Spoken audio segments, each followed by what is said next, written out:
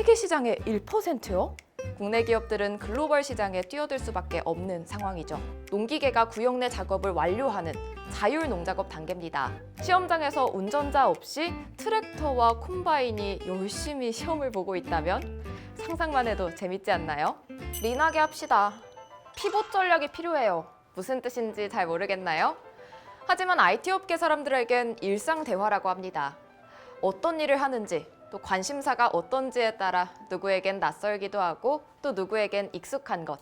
히트 브랜드도 마찬가지겠죠. 대동이라고 하면 처음 들어보는데 하는 분들도 계시겠지만 농업 분야에서 일하는데 대동을 모른다면?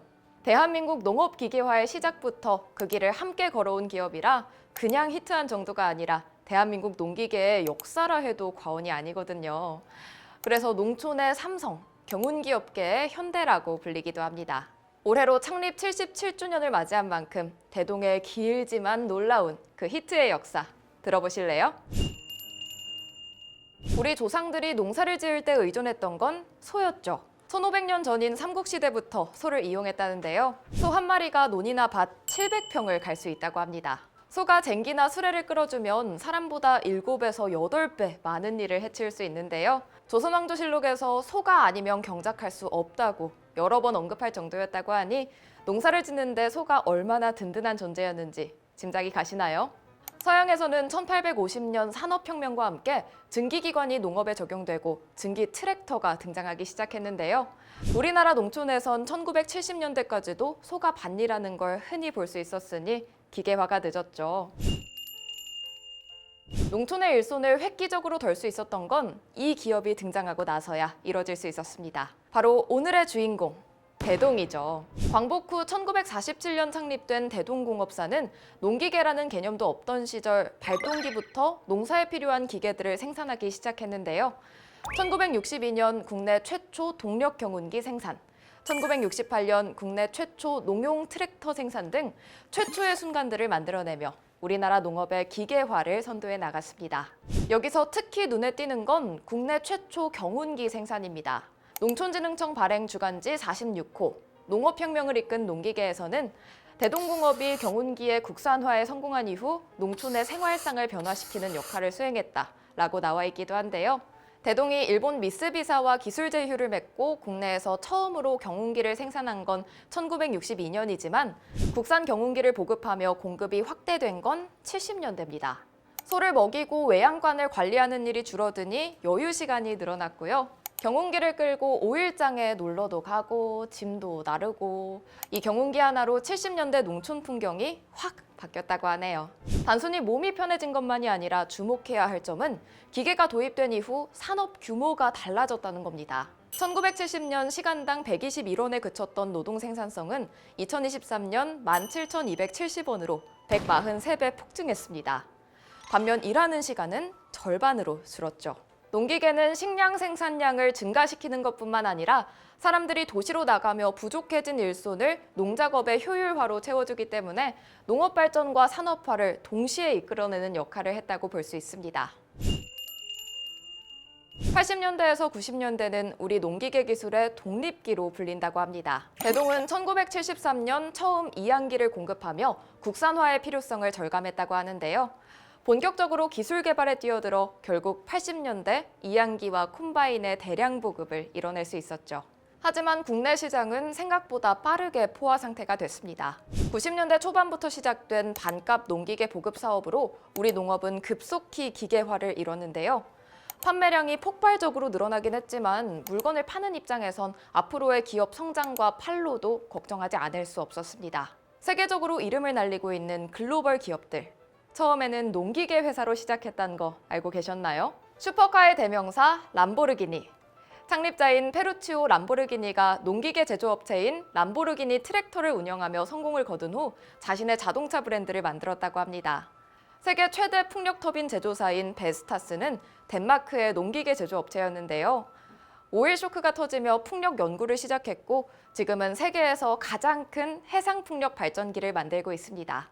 농기계가 워낙 기술력의 집약체이기 때문에 다른 사업으로 확장할 수 있는 기반이 됐는데요. 하지만 달리 생각해보면 기업들이 다른 시장으로 뛰어든다는 건 농기계만 팔아선 살아남기 쉽지 않다는 반증이기도 합니다. 그렇다면 농기계로 한 우물만 파고 있는 대동은 시장에서 어떻게 살아남을 수 있었을까요? 우선 대동은 글로벌 브랜드 카이오티로 1985년 미국 시장에 진출하며 일찍이 해외 판로를 개척해왔습니다. 김준식 대동 회장은 성장 전략을 묻는 질문에 위기에도 공격 마케팅을 강화하는 게 성장 열쇠라고 답했습니다. 코로나 기간에도 과감한 투자를 단행했고 그런 결과로 2020년 북미 시장에서는 트랙터와 운반차 16,600대를 판매하며 코로나19 시기에도 최다 판매 기록을 세웠습니다. 지금은 전 세계 70여 개국에 수출하는 글로벌 기업으로 성장했죠. 아니, 농사 짓는 지역은 삼성보다 대동이 훨씬 더 유명하다더라고요. 저희 할머니도 이제 시골 사시는데 대동 아냐고 물어보니까 당연히 안다던데요. 무인화랑 기계화 차이가 뭔지 아세요? 차이가 있었더라고요. 아니, 일단 사람이 타면 기계화고 아예 사람조차 타지 않는 게 무인화래요. 근데 이제 점점 무인화에 가까워져 간다는 거죠. 그러니까 그게 너무 신기한 것 같아요. 최근 식량 위기 문제가 전 세계적인 화두로 떠오르면서 농기계에 대한 관심도 늘고 있습니다. 글로벌 농기계 산업 시장 규모는 매년 5% 이상 꾸준하게 성장하고 있는데요. 2021년 시장 규모는 약 1,570억 달러로 추정되며 2025년에는 더욱 성장한 1,913억 달러 규모로 예상하고 있습니다. 이에 비해 국내 시장은 세계 시장의 1%요? 게다가 더딘 성장세를 보이고 있다고 하니 국내 기업들은 글로벌 시장에 뛰어들 수밖에 없는 상황이죠. 하지만 농업 패러다임은 글로벌 선도 기업들에 의해 빠르게 전환되고 있습니다. 자율주행 트랙터나 농업용 드론 등 IT와 농업을 접목한 첨단 농업 분야로 사업을 확장하고 있습니다. 평균 41조 매출을 기록하는 글로벌 기업들. 41대 1. 다윗과 골리앗의 대결 같은 상황에서도 대동은 도전장을 어떻게 내밀었을까요? 2020년 대동공업에서 대동으로 사명까지 변경하며 미래농업 리딩 기업으로 나갈 걸 선포했습니다. 농기계가 알아서 작물을 심고 수확하는 모습. SF 영화의 한 장면이라고 생각하셨나요? 이제는 현실로 다가오고 있답니다. 원격으로 시동을 걸고 또 어디서든 농기계 위치와 정보를 받을 수 있는 건 기본이고요. 자율주행도 기술 수준에 따라 레벨이 나뉘어진다고 해요. 국가기술표준원은 자율주행 단계를 5단계로 구분하고 있습니다. 1단계는 직진 자율주행이 가능하며 운전자 보조가 있으면 자동 농작업이 가능합니다. 단계가 올라갈수록 사람의 간섭 없이도 선회, 경로 인식 등 자동으로 할 수 있는 일이 많아집니다.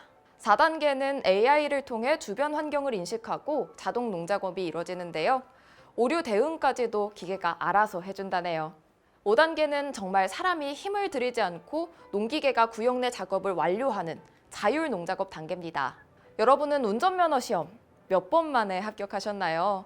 저는 재수의 3수 끝에 겨우겨우 땄는데요.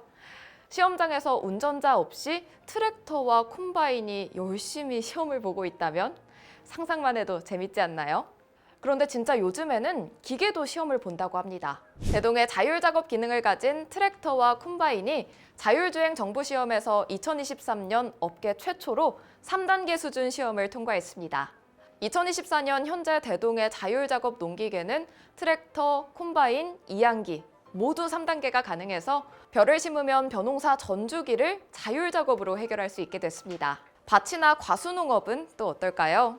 다목적 농업 로봇에 자율주행을 적용해 작업자는 수확에만 집중하고 운반은 로봇이 알아서 척척 해줍니다. 여기에 그치지 않고 대동은 2025년까지 5단계 무인화 수준 완료를 목표로 개발에 박차를 가하고 있습니다. 대동은 3년 연속 매출 1조 원을 달성하는 한편 스마트 농기계와 로봇, AI에 대한 투자를 이어가며 미래 사업을 향해 속도를 내고 있습니다. 자율주행 농기계 시장은 현재 급속도로 성장하고 있습니다. 국내는 물을 대는 논농사가 집중돼 있고 해외에서는 주로 넓게 펼쳐진 땅에서 밭이나 과수농업이 이뤄지는데요. 대동은 국내나 해외 어디든 그곳의 농작업 환경에 적용 가능한 자율주행 플랫폼 개발에 힘쓰고 있다고 하니 해외 시장에 도전장을 날려볼 만하죠. UN 통계에 따르면 오는 2037년 전 세계 인구는 90억 명을 돌파할 거라고 합니다. 그러나 농가 인구는 도리어 줄어들고 있는 상황이죠.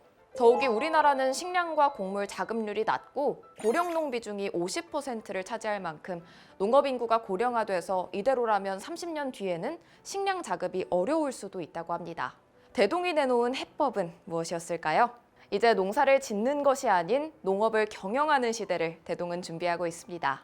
정밀농업이란 위성 데이터를 기반으로 토양, 기후, 작물 상태를 파악하여 맞춤형 농업을 수행하는 기술입니다. 이미 미국 농장의 27%는 정밀농업 기술을 사용하고 있는데요. 예전에는 경험에 따라 일을 했다면 이젠 생산과 관련된 전 과정을 데이터 기반으로 모니터링해서 최적의 솔루션을 주는 것이죠. 이렇게 설명하면 무슨 말인지 모르시겠다고요? 실제 어떻게 적용했는지 보면요. 드론으로 생육 상태를 촬영하면서 어디에 거름이 얼마나 필요한지 맵을 작성합니다. 그 맵을 기반으로 드론이 위치에 따라 비료를 살포하는데요. 필요한 영양분을 적정량만 공급하는 겁니다.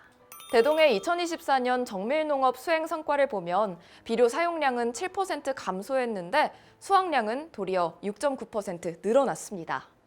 정밀농업 솔루션을 전체 논농가에 적용시킨다면 약 9,956억 원의 경제적 효과를 기대할 수 있다고 하는데요. 이제 농부가 휴대폰 하나로 농지를 관리하는 날이 머지 않았습니다. 농기계 제조에서 시작해 농업의 통합 솔루션을 제공하는 기업으로 변모한 대동. 과거부터 미래까지 한국 농업의 발전사를 모두 만난 기분이라 숨차진 않으셨나요? 앞으로 첨단 기술과 만난 농기계 산업은 이보다 더 놀라운 혁신을 만들어낼 가능성이 큰데요. 대동이 이끌 농업의 미래가 기대됩니다.